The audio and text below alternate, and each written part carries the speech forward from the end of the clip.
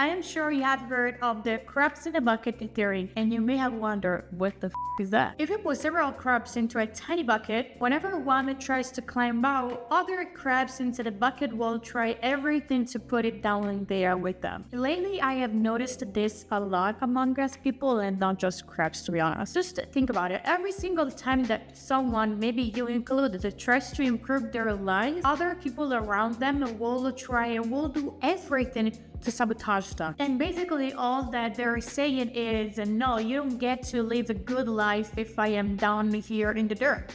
We are all going to suffer together. In this video, I'm going to share specific ways in which other crabs try to pull you down into the dirt with them. Most importantly, why it happens, and thirdly, how you can avoid this. Why don't we start with a very easy example?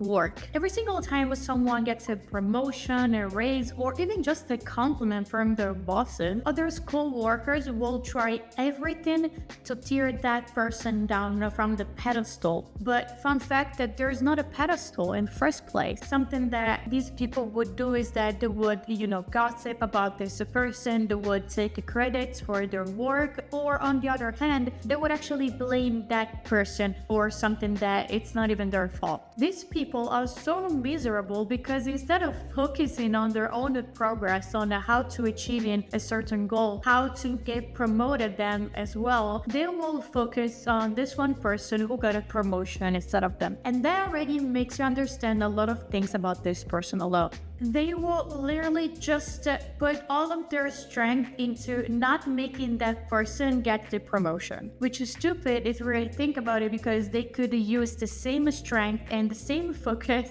on making progress in their own lives. This also happens a lot of times with the money. When someone tries to escape poverty or starts earning more, other people around them, they will try to make that person feel miserable, feel like they are doing something wrong, when they are not doing anything wrong. They are just choosing their path. A lot of studies actually show that if in a couple, one partner decides that they want to lose weight, they want to get fit, they want to get healthy, the other partner who decided not to work out in the first place, they will get so jealous at the point that they will try to sabotage their own partner. That person is going to feel like their partner is going to gain more attention, and they are going to be more recognized. They are just going to, leave them at some point. They are just being deeply insecure. But because they don't know that they are insecure, what they will do is that they will sabotage. It actually happened to me once. When I was with my narcissistic abuser boyfriend, I went to him and I told him that I wanted to lose weight, I wanted to gain healthy muscles, and I wanted to lose all the fat in my body. What did he do? He started saying stuff like, what if you become the pretty good looking one and everyone tells you to just leave me because you're too beautiful for me? So what he would do, instead of just supporting me, he would have sabotaged me in every single way. And when I tell you every single way, I mean it. All the possible ways that you could imagine of, yes, he did all of them. If I wanted to go to the gym at a Friday night, no, I couldn't, because he would have had the brilliant idea of going to the club with me on a Friday night. What if I wanted to go on a Saturday morning or a Sunday morning? No, I couldn't even do that, because he would have had, again, the brilliant idea of taking me out to eat. And guess where he would have taken me? To McDonald's, KFC, and Burger King. And because we really didn't spend a lot of time together, because the both of us were in high school and he was also cheating on me, but that's another thing for another story, I would have agreed because I really loved him at that time. And again, I was just a kid, I was 15 at that time. Do you really think I could know what a narcissistic partner could be like? So if you find yourself in a relationship but that you feel like it's healthy, do this test. Tell your partner that you want to start doing something new for yourself. yourself. I don't know, just tell him that you want to go hiking with your bestie every single weekend, and pay close attention to what your partner says and does. If they start shouting those things at you, those passive-aggressive things at you, you leave. Because that's the proof that they don't really love you. Someone who truly loves you would do anything to make you feel happy, make you feel safe, and most importantly, do things with you. Don't ever allow another crab to put you down in the dirt, because you are not supposed to stay there. You are supposed to go out and find your way, find your path, and live your life at its fullest. By the way, this doesn't happen just in romantic relationships, but it mostly happens in just normal friendships. The main and only reason why crabs, of course, people are going to do this is because they feel threatened. They are jealous and they feel threatened by your potential. They also have potential themselves, but the issue is that they cannot see it. They can only see their potential when it's reflecting onto you, because that's what people do. People will reflect everything onto you, just like a mirror, both the positive and the negative aspects, of course. For example, every single time that you see someone being nice to another person, that's actually you noticing that you are one of those people. If you were in that person's shoes, you would be the first one to help that eldest person as well. Why does this happen though? Both the personal and environmental factors play a role, but let's just start with the personal from now. People naturally compare themselves to others. It's a rule. This is a phenomenon called the social comparison theory. When we see someone, whether they are close to us or not, doing better than us in every single way, we may feel like inferior and like we ourselves cannot achieve and cannot do what they are doing. So we will try to do everything in our power to bring them back down, a sort of like reality check. But on the other hand, if you feel like you can actually achieve what they're doing, you don't feel envious of them at all. You don't actually feel threatened. People who lack confidence are most likely to tear other people down. The crab in a bucket theory is actually most common in narcissistic people and people with a scarcity mindset. People who think that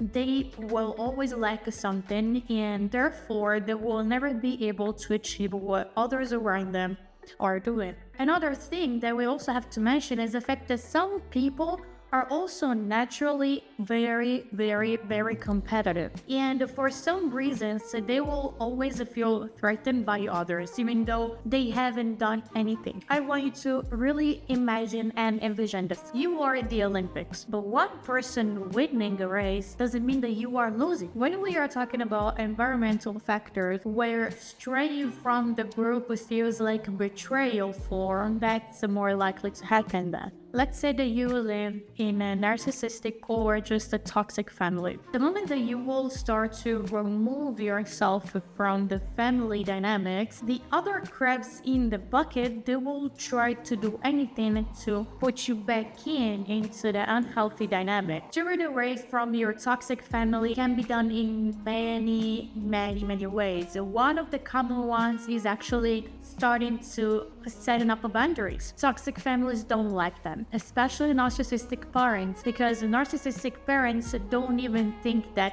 boundaries exist. My first advice, which is the one that is going to change your entire life, is don't tell anyone anything about your projects or your thoughts. Just zip it. Don't tell anyone anything. Like if you're trying to move out, if you're trying to find a better paying job, for the sake of God, don't say anything. Write it down in your diary entry, in your journal, whatever you want, but don't say anything to anyone. Not even to your closest friends, because you never know where the evil eye could come from. Or on the other hand, if you're trying to save money to leave your toxic household, don't tell anyone anything about it. Even if you are proud of your progress, I am telling you, I am proud of you. Now, don't tell anybody else. Removing access to people in your life is such a sacred thing to do. The less that you speak, the better it is for you. Because the wrong people can also put you at risk, as in life or death situation. That's why it's always better to stay silent, to zip it out, and just keep working on your progress, to keep working on what you are aiming for, and never tell a soul about what you're doing. Another thing that you can really do besides this is setting up a real strong boundaries. So the moment that someone else does something that you don't like or it's not really appropriate, you just tell them. You don't wait until it's over. You don't wait until you come back home. You don't wait for the sake of anything. You tell them immediately. You can just tell them something like, hey, what you just did, it's wrong. I don't believe in this. I disagree with you. I would appreciate it if you stopped saying or doing those things. But here's also something I really want you to understand. The moment that you actually set up a boundary, you have to stick to it. You have to remind those people about the boundary itself. Do you know how many times I have put healthy boundaries with the people who acted as if that boundary didn't exist anymore at some point? Because I had stopped reminding them. You know, people are so evil. You will never know who you have in front of you. I keep repeating this, but you will never know. I thought that I knew my best friend of 14 years, and the moment that I actually needed her the most, she turned her back on it to me. The moment that I got diagnosed with cancer, she betrayed me. Now, did I ever imagine this? No, because we also had gotten matching tattoos at the previous year. So, did you really think I could have imagined all of this? One last thing that I really want you to know is the fact that you are doing a great job. Because the moment that you actually acknowledge your situation and you know that you want to step forward, you want to step out of the bucket because you deserve better, that takes a real strength. And you are a real lead for that. I want you to know this. In case no one has told you this, because I know that no one has, you are doing a great job. And I want you to keep going on your track, keep going on your path. Listen to what your gut has to tell you, what your heart has to remind you of. And of course, most importantly, always listen to your body. If you are too tired to do that specific thing one day, don't force yourself onto doing things. You know, sometimes spending a day just simply rewiring ourselves and resting is also a good way to improve our nervous system and our lifestyles. You really are in the right track, and I'm so proud of you for stepping out and taking the first step forward, because it's never easy.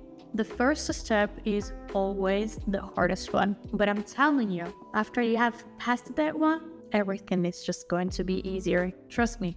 I know, because I have been through this before. I have gone out of my toxic relationship with my narcissistic abuser of 5 years, gotten out of my toxic family household, and I've also fought cancer. So you can trust me when I say that I know how much strength it takes and how happy and proud I am of you. But now, one last question arises. What if you actually are the crab? What if the one that's pulling others down, it's actually you and you don't even know that? I'm going to talk about this in the next episode, so make sure to stay updated. If you felt like this video was helpful, and hit the like button, and I'm gonna see you in the next one. Bye!